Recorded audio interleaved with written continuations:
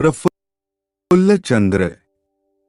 प्रफुल्ल चंद्र का जन्म 2 अगस्त 1861 को खुराना जिले, वर्तमान बांग्लादेश में के एक गांव ररौलिकतीपारा में हुआ था।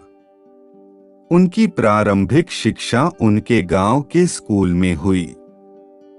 वह अक्सर तुनक मिजाज खेलते थे और अपना समय आराम से एक पेड़ की शाखा पर आराम से बिताते थे, जिसके पत्ते नीचे छिपे थे। गांव के स्कूल में पढ़ने के बाद वे कोलकाता गए, जहां उन्होंने हरे स्कूल और मेट्रोपॉलिटन कॉलेज में पढ़ाई की। प्रेसिडेंसी कॉलेज में अलेक्जेंडर पेडलर के व्याख्यान, जिसमें वे शामिल होते थे, ने उन्हें रसायन विज्ञान के लिए आकर्षित किया। हालांकि उनका पहला प्यार साहित्य था। उन्होंने साहित्य में रुचि लेना जारी रखा और खुद को घर पर लैटिन और फ्रेंच पढ़ाया। कलकत्ता विश्वविद्यालय से एफए डिप्लोमा प्राप्त करने के बाद वह गिलक्रिस्ट छात्रवृत्ति पर एडिनबर्ग विश्वविद्यालय के लिए आगे बढ़े, जहां उन्होंने अपनी बीएससी और डीएससी दोनों डिग्री प्राप्त की। 1888 में प्रफुल्ल चंद्र ने भारत की यात्रा की। प्रारंभ में उन्होंने अपने प्रसिद्ध मित्र जगदीश चंद्र बोस के साथ अपनी प्रयोगशाला में काम करते हुए 1 साल बिताया। 1889 में प्रफुल्ल चंद्र को कोलकाता के प्रेसिडेंसी कॉलेज में रसायन विज्ञान के सहायक प्रोफेसर नियुक्त किया गया। मर्क्यूरियस नाइट्राइट और इसके डेरिवेटिव पर उनके प्रकाशनों ने उन्हें दुनिया भर से मान्यता दी।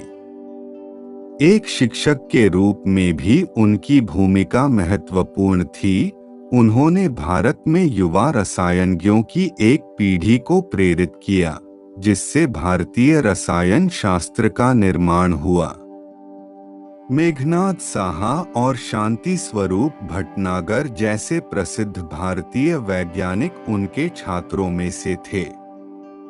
प्रफुल्ल चंद्र का मानना था कि भारत की प्रगति औद्योगिकीकरण से ही हो सकती है। उन्होंने अपने घर से काम करते हुए बहुत कम संसाधनों के साथ भारत में पहला रासायनिक कारखाना स्थापित किया। 1901 में इस अग्रणी प्रयास के परिणामस्वरूप Bengal chemical and pharmaceutical works limited का गठन हुआ। वह 1916 में प्रेसिडेंसी कॉलेज से सेवानिवृत्त हुए और यूनिवर्सिटी साइंस कॉलेज में रसायन विज्ञान के प्रोफेसर के रूप में नियुक्त हुए। 1921 में जब प्रफुल्ल चंद्र 60 साल के हो गए तो उन्होंने दान दिया। अग्रिम में विश्वविद्यालय में रसायन विज्ञान विभाग के विकास और 2 अनुसंधान फेलोशिप के निर्माण के लिए विश्वविद्यालय में उनकी शेष सेवा के लिए उनका सारा वेतन। इस बंदोबस्ती का मूल्य लगभग 2 लाख रुपए था। वह अंततः 75 वर्ष की आयु में सेवानिवृत्त हुए।